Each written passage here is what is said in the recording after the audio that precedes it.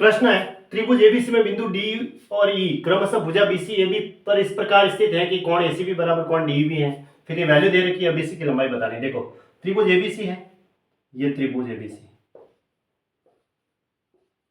बिंदु डी और ई क्रमशः भुजाओं पर, क्रमशः पहले बीसी पर है, बीसी पर तो है डी, यहाँ पे ये डी लिया, और ई जो है वो ए बी पर है, तो ये लो ई यहाँ लिया ए बी पर। इस प्रकार स्थित है कि कोण ए सी बी, यानी बीच वाला कोण लेना है सी, लेकिन ए सी बी है ना, तो ए सी बी का ए सी बी यानी ये वाला कोण बराबर है कोण डी बी, डी ई और बी का है, तो ई वाले कोण को लेना है, तो फिर इसे मिला दो, यानी ये वाला कोण, अगर ये थीटा है तो फिर ये भी थीटा है, ये कहना चाहता है, ये बराबर है। अब ए बी बराबर कितना दे रखा है, ए बी की वैल्यू इसने दी है 12 सेमी, और बी बराबर दे रखा है बी यानी ये इतना सा, ये दे रखा है 5 सेमी, ठीक है। अगर ये 5 है और ये पूरी 12 है, तो फिर ये कितनी हुई, ये तो यहाँ से यहाँ तक 7 हो गई, ठीक है। और बी डी और सी डी का जो अनुपात है, बी डी और सी डी का अनुपात यानी ये और ये, इसका अनुपात दे रखा है 1:2, तो अनुपात हटाने के लिए x से गुणा करेंगे, तो अगर ये x होगी तो ये 2x होगी, ये हो गया। अनुपात हटाने के लिए गुणा करना है x से, बी डी और सी डी हो गई x 2x, तो BC की लंबाई क्या होगी 2x और x 3x, यानी 3 के गुणा में ही आएगी, ठीक है। अब देखो निकालते हैं। अब इस ट्राइंगल के अंदर देखते हैं कि ये बड़े वाला त्रिभुज है, इसमें एक कोण थीटा है, और ये छोटा वाला त्रिभुज जो है ना, इसमें एक कोण थीटा है, ठीक है।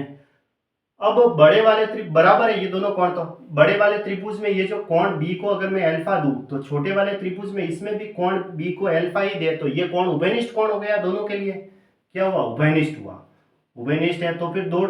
दो एंगल जैसे ही समाप्त होते हैं, नहीं दो एंगल जैसे ही बराबर होते हैं, मतलब ये से दो एंगल जैसे ही बराबर होते हैं, तो ये दोनों त्रिभुज क्या होते हैं, समरूप होते हैं, है ना। तो दोनों त्रिभुज समरूप हो गए, ट्राइंगल ए बी सी समरूप है, ठीक है। ए के बाद अल्फा आया इधर, तो अब डी बी ई क्या होगा, डी बी ई, ऐसे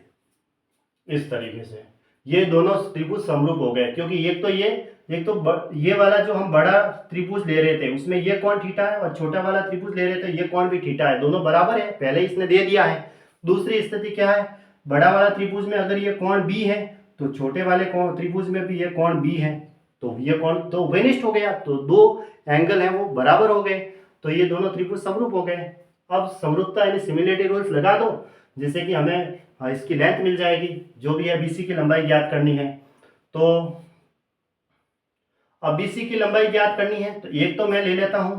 ये वाली, जो कि बड़े वाले त्रिभुज में, ये पूरा बड़ा वाला त्रिभुज है, इसका आधार ये है जो थीटा और अल्फा के बीच में 2x और x कितना है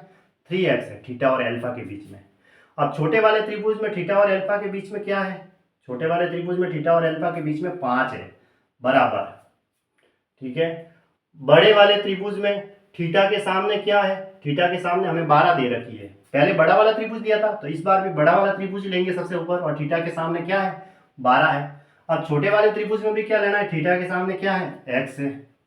अब इसको थोड़ा सॉल्व कर देते हैं, 3 से मैं इसको काट देता हूँ, 4 3 12, तो x स्क्वायर बराबर कितना आया 20 आया, तो x की वैल्यू क्या होगी √20। अब देखो 20 के टुकड़े होते हैं 5 गुणा 4, 5 तो अभाज्य संख्या है, उसका वर्गमूल तो √5 ही रहेगा, 4 का वर्गमूल है वो 2 हो जाएगा, तो इसको डायरेक्ट लिख सकता हूँ 2√5, ये x की वैल्यू आ गई। हमें क्या निकालनी थी, BC निकालनी थी, BC क्या थी x और 2x, ये और ये जोड़ेंगे तो पूरी BC आएगी जो कि 3x है, तो 3x है, तो 3 गुणा 2√5 यानी कि कितनी आई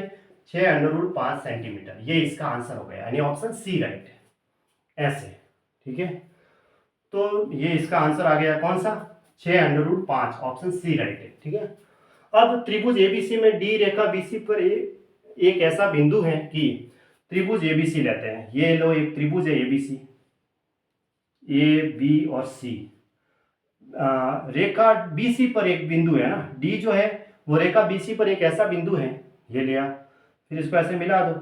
क्योंकि आगे स्थिति दे रखी है। फिर इसने कहा है कि भाई एक ऐसी स्थिति है कि ए बी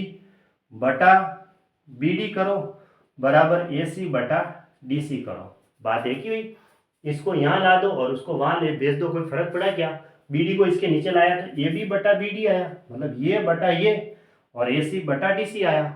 तो ऐसी स्थिति होती है, अनुपात में ऐसे बराबर आते हैं, तो इसका मतलब इस कोण को इसने आधा आधा किया है, तभी ये स्थिति बनी है ना। फिर इसने कहा है कोण B की वैल्यू तो देखो 68 डिग्री दे रखी है, कोण C की वैल्यू 52 डिग्री दे रखी है, तो ये पूरी निकाल सकते हैं हम। पूरी कितनी होगी कोण A की वैल्यू, कोण A की वैल्यू अगर निकालना चाहे,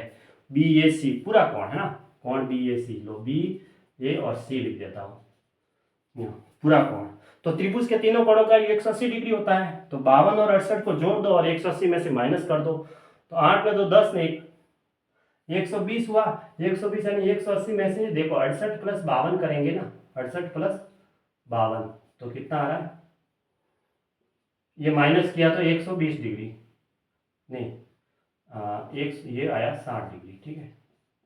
ये 120 हुआ तो 180 में से 120 माइनस किया तो 60 डिग्री आया, क्योंकि 68 और 52 तो हो गए 120 डिग्री, और 180 में से माइनस करेंगे 180 डिग्री में से, तो कितना आ रहा है 60 डिग्री आ रहा है। ये कोण, पूरा कोण अगर ये 60 डिग्री का है तो हमें तो कितना चाहिए, BAD यानी ये वाला चाहिए, ये तो आधा आधा हुआ,